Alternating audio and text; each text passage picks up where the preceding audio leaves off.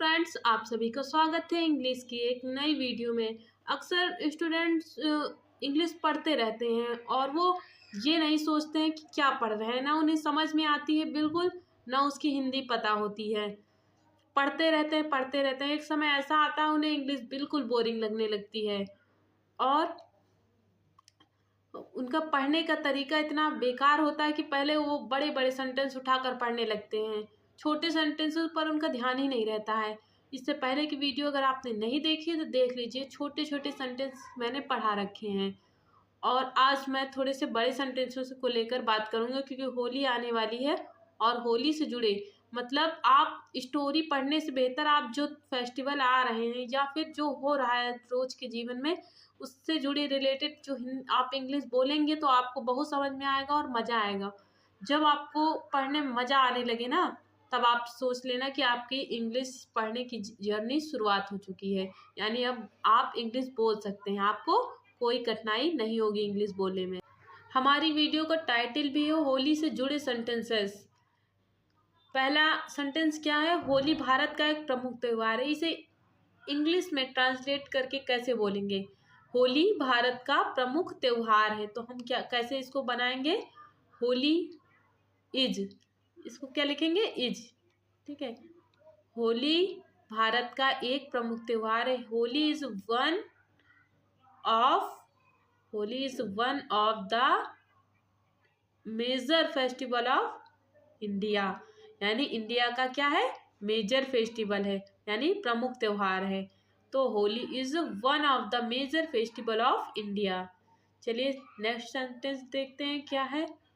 Next sentence है, यह फाल्गुन महीने की पूर्णिमा को मनाया जाता है। तो इट इज सेलिब्रेटेड, यानी मनाया जाता है, यानी सेलिब्रेट किया जाता है। ठीक है, it is celebrated on the full moon.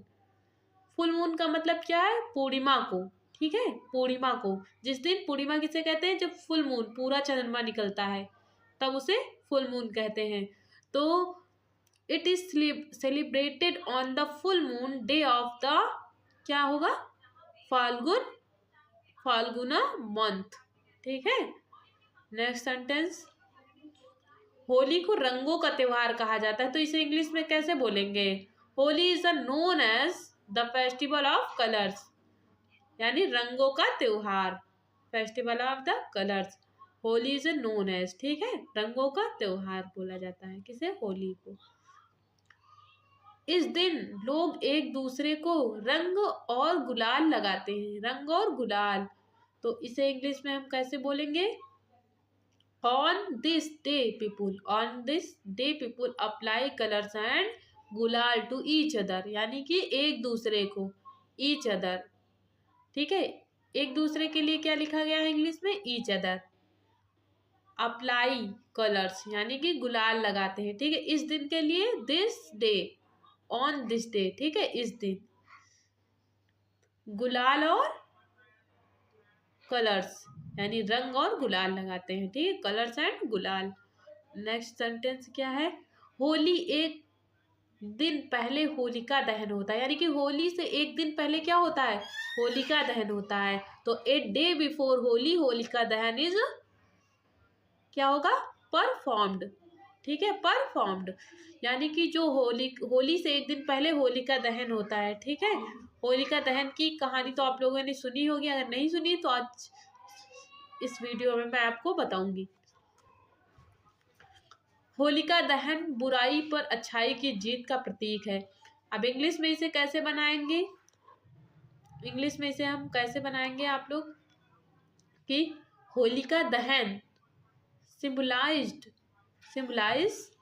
The victory, यानी विजय, ऑफ गुड ओवर द इवाइल, यानी कि बुराई पर, यानी बुराई, इवाइल मतलब बुराई पर अच्छाई की जीत है। विक्ट्री मतलब क्या होता है? विजय, यानी कि जीत। गुड मतलब अच्छा, इवाइल मतलब बुराई पर, होलिका दहन मतलब होलिका दहन, सिंबलाइज्ड मतलब प्रतीक।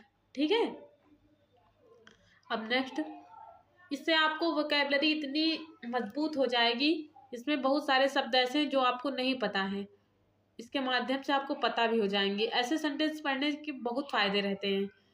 होली का संबंध भक्त प्रहलाद और होलिका की कथा से जुड़ा है। किससे? होली इज एसोसिएटेड विथ, किसके साथ? विथ द स्टोरी, यानी जो ये स्टोरी है इसका संबंध विथ मतलब साथ, किसके साथ है? जुड़ा है, किस कथा के साथ? तो devotee Prahlad and Holika, devote Prahlad and Holika, ठीक है, प्रहलाद और होलिका से जुड़ा है।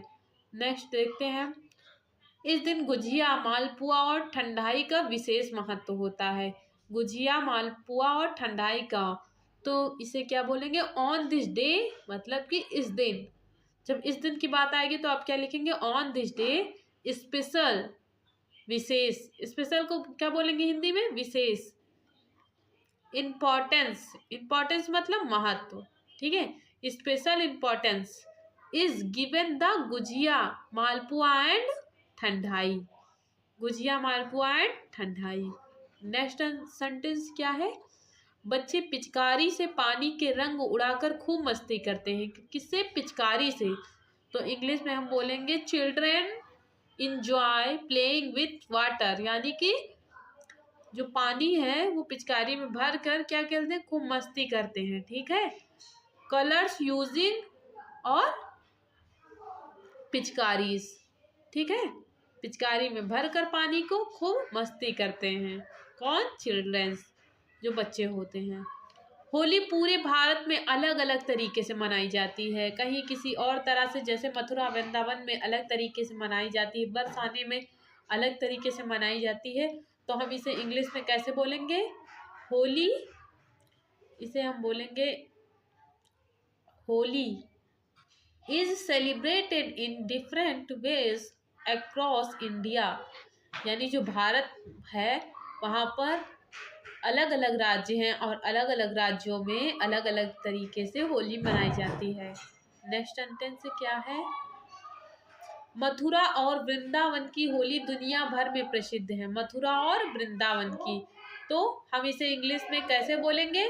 The Holi celebration of Mathura and Vrindavan are famous worldwide, यानी कि ये दो जगहें होली दुनिया, इन दो जगह की होली जो है दुनिया भर में फेमस है। कहाँ कहाँ की? The Holi celebration of Mathura and Vrindavan are famous worldwide, दुनिया भर में। वर्ल्ड वाइड मतलब दुनिया भर में, ठीक है। नेक्स्ट सेंटेंस क्या है? बरसाना की लठमार होली बहुत अनोखी होती है। तो बरसाना लठ होली इज वेरी यूनिक, मतलब यूनिक, अनोखी या फिर एक अलग तरह से होती है, ठीक है। यूनिक मतलब अनोखा या फिर जो सब नहीं कर रहे हैं, बिल्कुल अलग, ठीक है। जैसे सब खेल रहे हैं रंग गुलाल लेकर, वैसे नहीं, कुछ अलग, ठीक है, अनोखा, अनोखा। और नेक्स्ट वर्ड क्या है? नेक्स्ट सेंटेंस क्या है? होली के दौरान लोग पुराने गीले शिकवे भुलाकर एक दूसरे के को गले लगाते हैं, यानी कि जो पुरानी लड़ाई है उसको भूल जाते हैं और नए नए संबंध से गले लगाते हैं, ठीक है। तो हम क्या बोलेंगे? During Holi people forget old grudges, old grudges and embrace each other, ठीक है, ईच अदर, पुराने उसको भुलाकर दुश्मनी को एक दूसरे के गले लगाते हैं। नेक्स्ट क्या है? इस दिन सभी जाति, धर्म और वर्ग के लोग एक दूसरे के साथ त्योहार मनाते हैं। किसी भी, तो हम इस दिन के लिए क्या? ऑन दिस डे, मतलब इस दिन के लिए क्या? On this day people of all caste, religious and community need, यानी कि communities celebrate together on this day। people of all castes, religious and communities celebrate together, मतलब किसी भी कम्युनिटी के लोग जो होते हैं वो क्या करते हैं? किसी भी वर्ग के लोग एक दूसरे के साथ त्योहार मिलाते हैं बिना जाति धर्म का अंतर किए, ठीक है। नेक्स्ट सेंटेंस क्या है? होली पर फगुआ, और ये फागुन मास, फागुन में मनाई जाती है ना, फाल्गुन में, तो इसलिए इसे क्या कहते हैं? होली पर फगुआ और होली के लोकगीत गाए जाते हैं। तो folk songs and Holi songs are sung during the festival. ठीक है। नेक्स्ट, रंग खेलने के बाद लोग एक दूसरे को मिठाइयाँ बांटते हैं। तो आप इसे इंग्लिश में कैसे बोलेंगे? खेलने के बाद, आफ्टर, आफ्टर प्लेइंग। जब किसी काम को करने के बाद आप कुछ बोलते हैं तो क्या हमेशा लगाएंगे? आफ्टर के साथ, आफ्टर के साथ लगाएंगे वर्ब की फोर्थ फॉर्म। जैसे खाना खाने के बाद, खेलने के बाद, घूमने के बाद, तो उसके बाद हमेशा आप क्या लगाएंगे? After playing. आफ्टर के साथ क्या लगाएंगे? V4। तो after with playing colours people distribute sweets to each other. ठीक है। मिठाइयाँ बांटते हैं एक दूसरे को, ईच अदर, एक दूसरे को। ठीक है, एक दूसरे को। क्या करने के बाद? रंग खेलने के बाद या कलर खेलने के बाद।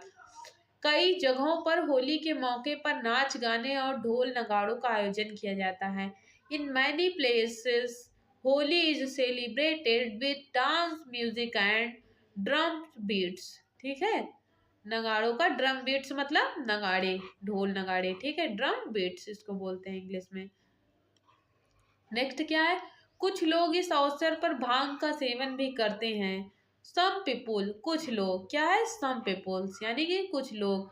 आल्सो, इस अवसर पर भांग का सेवन करते हैं। Consume bhang on the occasion. ठीक है, ओकेजन। क्या करते हैं? भांग का सेवन करते हैं। नेक्स्ट सेंटेंस देखते हैं। होली सिर्फ भारत में ही नहीं बल्कि विदेशों में भी धूमधाम से मनाई जाती है। होली जो है भारत में ही नहीं बल्कि विदेशों में भी मनाई जाती है।